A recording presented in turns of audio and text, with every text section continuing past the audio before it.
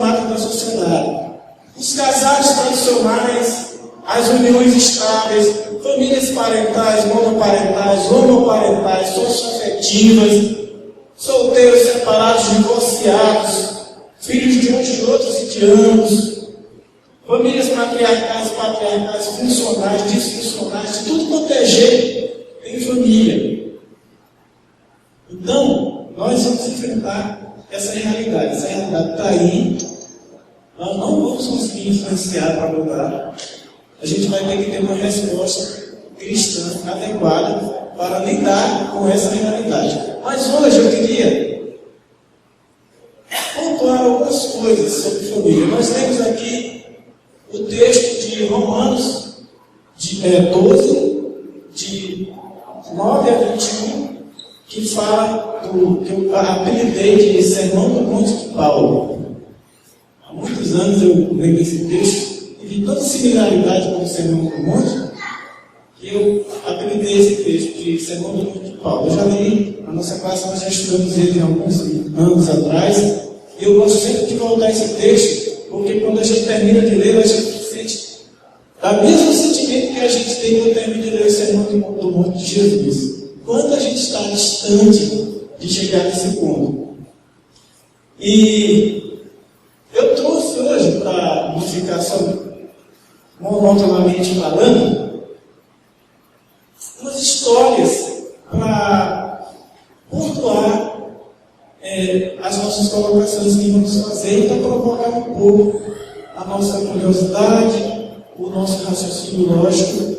Todos nós conhecemos muito sobre família, a nossa igreja tem trabalhado isso muito mesmo, e é uma coisa que não tem resultados imediatos. O trabalho da educação humana, ele não é imediato. Educar é muito difícil.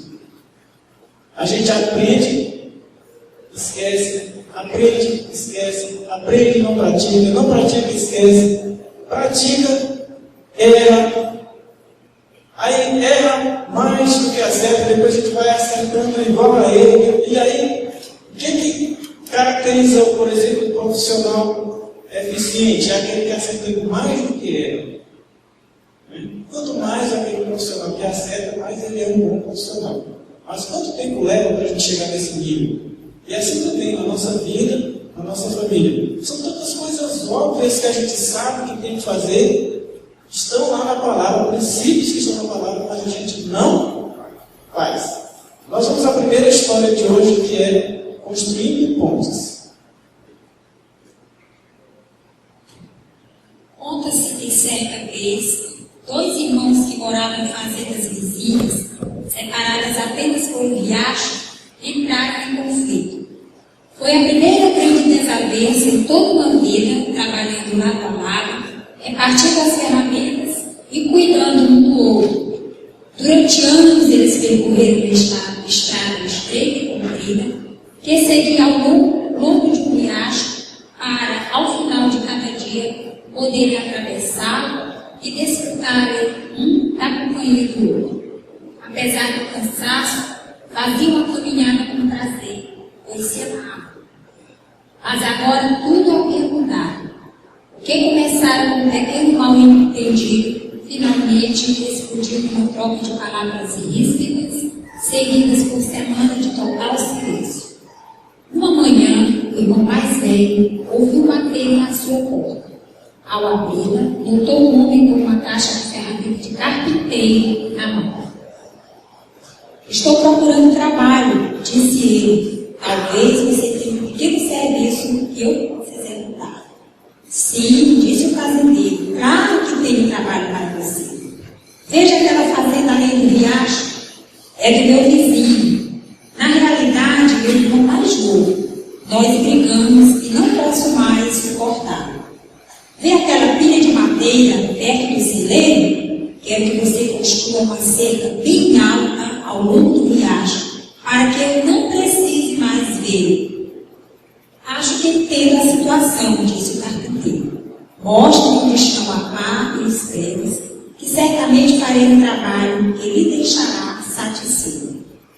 Como precisava ir à cidade cidade por 3 dias, deu o material ao carpinteiro e saiu.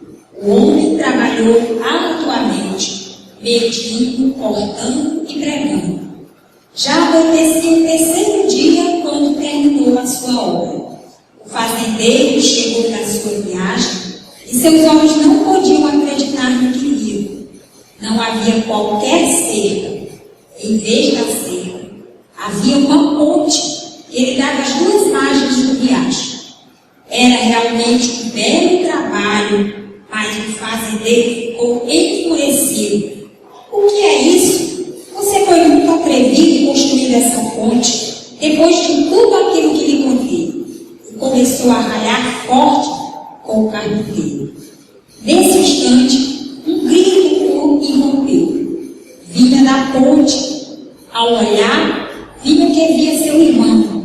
Viu que vinha seu irmão correndo, com os braços abertos, atravessando a ponte. Por um instante, permaneceu imóvel do seu lado do rio. Mas, de repente, num só impulso, correu na direção do outro e abraçaram-se chorando. Meu irmão, quanto tempo queria fazer as pazes com você, mas não encontrava jeito. Quando vi que mandou construir a fonte, entendi que esse foi o jeito de se abrir.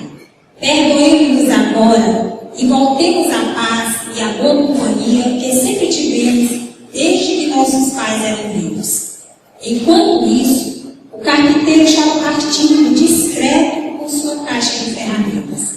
O irmão que o contratou gritou-lhe emocionado: espere! Seu pagamento!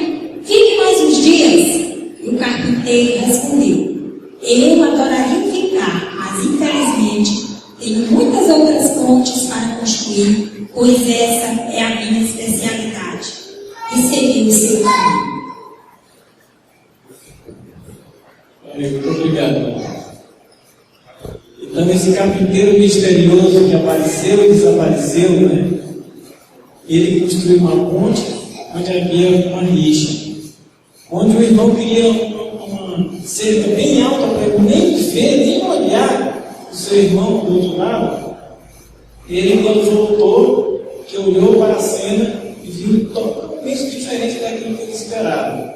E a reação do outro irmão foi: há quanto tempo eu queria romper isso, mas não sabia como. Na hora que eu vi que você estava construindo uma ponte, eu entendi o seu método de aproximação. E aí correram, não foram se explicar, não foram se desculpar e explicar por que houve a rixa. Olha, eu fiz isso, mas me perdoe, eu fiz aquilo por isso. Não. Simplesmente houve uma emoção grande e que cobriu o passado e esqueceu. Perdoar não é esquecer. Porque toda vez que eu tento esquecer, o que acontece? Hein? Quando a gente tenta esquecer alguma coisa, o que acontece? A gente se lembra. Então não pode esquecer sem se lembrar. Né? Então, perdoar é isso. O que essa história nos ensina? Além da necessidade de perdão. Eu falei na classe há uns 3 minutos atrás uma frase: o amor cobre multidão de pecados. E um dos alunos me disse: mas como? Cobre como? Como? O que é isso? Encobrir? É o que? Passar a mão por cima? Cobrir multidão de pecados é você entregar a Deus. Fazer isso que nós acabamos de ler no sermão de Paulo. Se tem inimigo, tiver fome, dá-lhe de comer. Se tiver sede, dá-lhe de beber. Não te deixes vencer o mal, mas vence o mal com o bem. O que nós aprendemos ainda com essa história?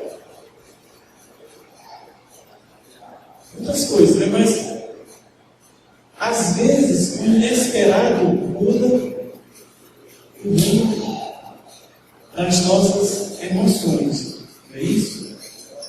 Existe uma ciência, um conhecimento novo no campo da gestão, que é chamado inteligência emocional. as empresas estão valorizando muito esse campo de conhecimento. Não interessa muito hoje em dia para uma grande empresa se um funcionário ou candidato a uma vaga é um excelente profissional, profundamente conhecedor dos assuntos e dos temas. Ele tem que ser uma pessoa madura emocionalmente, ele tem que ter inteligência emocional. O que é inteligência emocional? É quando a emoção assume o comando. E a emoção que assume o comando, às vezes, repentinamente, disparada por alguma coisa, bate o carro, alguém fez uma coisa, te bateu. A emoção ela sobe, né? Aquela coisa assim. E aí, movido por aquela emoção, você pode fazer coisas que depois você vai pensar, meu Deus, que loucura que eu fiz. Aí a inteligência emocional consiste na pessoa que tem a capacidade de controlar suas emoções. Tem até um teste prático que o pessoal está até, o governo federal está botando na televisão aí, um método de controle da violência. Conte até 10, era até 3, mas o governo aumentou mais para ver se ajuda, né? Conte até 10.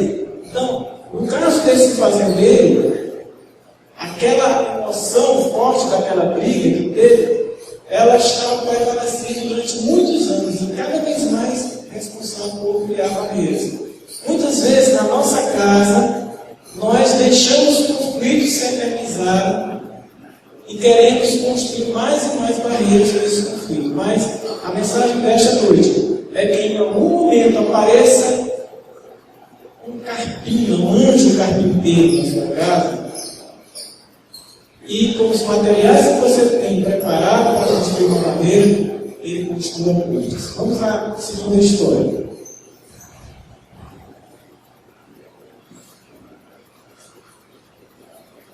Acreditar e agir.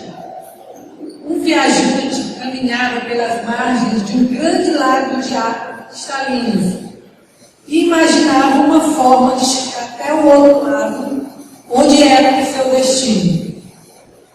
Suspirou profundamente enquanto tentava fixar o olhar no horizonte. A voz de um homem de cabelos brancos quebrou o silêncio momentâneo, oferecendo-se para transportar. Era um barqueiro. O pequeno barco envelhecido, no qual a travessia seria realizada, era provido de 2 remos de madeira de carvalho. Quem conhece um barco sabe, né? Geralmente são 2 remos, né? O viajante olhou detidamente e percebeu o que pareciam ser letras em cada remo. Ao colocar os pés empoeirados dentro do barco, observou que eram mesmo 2 palavras escritas no remo. Num dos remos estava entalhada a palavra acreditar e no outro remo a palavra agir. Não podendo conter a curiosidade, perguntou a razão daqueles nomes originais dados aos remos. O barqueiro pegou o remo, no qual estava escrito a palavra acreditar, e remou com toda a força. O barco, então, começou a dar voltas, sem sair do lugar em que estava. Em seguida, pegou o remo que estava escrito a palavra agir, e remou com todo o vigor. Novamente, o barco girou em sentido oposto, sem ir adiante. Finalmente, o velho barqueiro, segurando os 2 remos, movimentou-os ao mesmo tempo, e o barco, impulsionado por ambos os lados, navegou através das águas do lago, chegando calmamente à outra margem. Então o barqueiro disse ao viajante: este barco pode ser chamado de autoconfiança, e a margem é a meta que desejamos atingir. Para que o barco da autoconfiança navegue seguro e alcance a meta pretendida, é preciso que utilizemos os 2 remos ao mesmo tempo e com a mesma intensidade, acreditar e agir. Não basta apenas acreditar, senão o barco ficará rodando em círculos. É preciso também agir. para movimentar uma direção que nos levará a alcançar a nossa meta. Acreditar e agir, agir e acreditar. Impulsionar os remos com força e com vontade, superando as ondas e os vendavais, e não esquecer que, por vezes, é preciso remar contra a maré.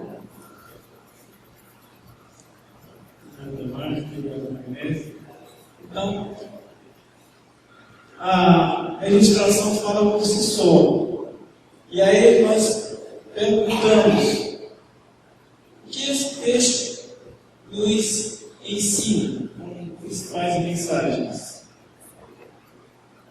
Há um conflito teológico, histórico, antigo entre a Igreja Católica e a Igreja Protestante que veio da Reforma, que é o conflito da fé. Os católicos dizem que quem salva, as boas obras são importantes para a salvação. E os evangélicos dizem não, as boas obras não são importantes para a salvação. As boas obras são um fruto da salvação. A salvação vem pela fé. Bom, mas esse conflito ele gerou duas tradições de ação das igrejas. A gente vê que a Igreja Católica é mais operosa nos seus trabalhos sociais, e a Igreja Evangélica é menos operosa. Né? Não sei até onde a raiz dessa coisa produziu essas duas vertentes de tradições. Né? Mas o que essa história nos ensina é que o remo da fé e o remo da ação tem que trabalhar juntos. Né? E aí nós temos o texto clássico disso que está em Tiago, a epístola de Tiago, que até Lutero não gostou muito dela, né? Disse que chamou ela de epístola de palha. Ele falava muito de obras e deixava a fé em plano, ele colocava na fé de vez em quando das obras, essas coisas assim. Mas as duas coisas têm que funcionar. Assim também, nós vimos aqui na igreja, ouvimos tantas coisas. E o que o Evangelho nos ensina quando Jesus falou da casa sobre a rocha e a casa sobre a areia? Ele falou que aquele que ouve a palavra e não as pratica é semelhante a alguém que constrói sobre a areia. É usar apenas o remo da fé. O barco fica rodando e não vai a lugar nenhum. Assim, na nossa família, nós temos tantas coisas para resolver, coisas para fazer. Quantas vezes, nesses encontros que nós tivemos aqui de família, alguma vez nós nos propusemos a mudar alguma coisa na nossa família? Daqui para frente eu vou fazer assim. E quais foram as reais mudanças que nós fizemos, de fato? Fica a pergunta para a gente refletir. Enquanto isso, nós vamos seguindo em frente, segue a carruagem. A igreja vai fazer o que ela tem que fazer. É pregar o Evangelho, é admoestar, é falar, é trazer e orar para que Deus toque o nosso coração duro e nos amoleça e faça com que a gente, em algum momento, alguma coisa aconteça e o nosso coração desperte e assim a gente possa cumprir os propósitos do Senhor Jesus em nossa vida. Agradecemos a todos, encerramos aqui a nossa mensagem, dizendo que a nossa igreja é muito feliz em pegar esse tema na família.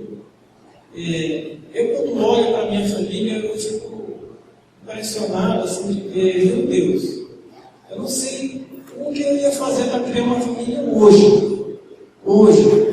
Ter um filho adolescente hoje. Eu não sei, sinceramente. Eu tenho que me rebolar muito. Né? Porque no meu tempo, eu já estou com 57, né? Mas o mundo mudou tão rapidamente que a gente já está dizendo que o nosso tempo era diferente, era mais fácil. E olha que não era tão mais fácil, mas pelo menos era mais estável. Os valores não eram tão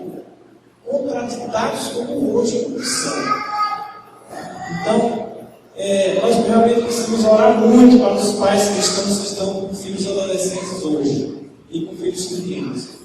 Deus dê muita sabedoria, muita. E a igreja também continue regando esse jardim da família para que nós tenhamos o prazer de depois dizermos graças a Deus pelos nossos filhos serem saudáveis e permanecerem firmes na fé, porque não há coisa mais maravilhosa para um pai cristão do que ver seus filhos firmes na fé. Eles podem até não terem sucesso profissional, eles podem até ter dificuldades inúmeras e não ter tanto sucesso ou sorte em alguns campos da vida. Mas a pior coisa para um pai cristão, na minha opinião, é ver os seus filhos deixarem a fé. E para que nós não tenhamos esse desprazer, precisamos continuar investindo na família e acreditando no que Deus pode fazer para salvá-lo. E Deus pode, nós temos que ter confiança, acreditar naquela promessa que diz: ensina o teu filho e ele permanecerá, não se desviará do caminho que ele faltou. Que Deus nos abençoe, nos ajude e continue abençoando a nossa igreja para que ela não deixe o tema da família, que continue como uma coisa que faz parte do nosso jeito de ser igreja. Amém.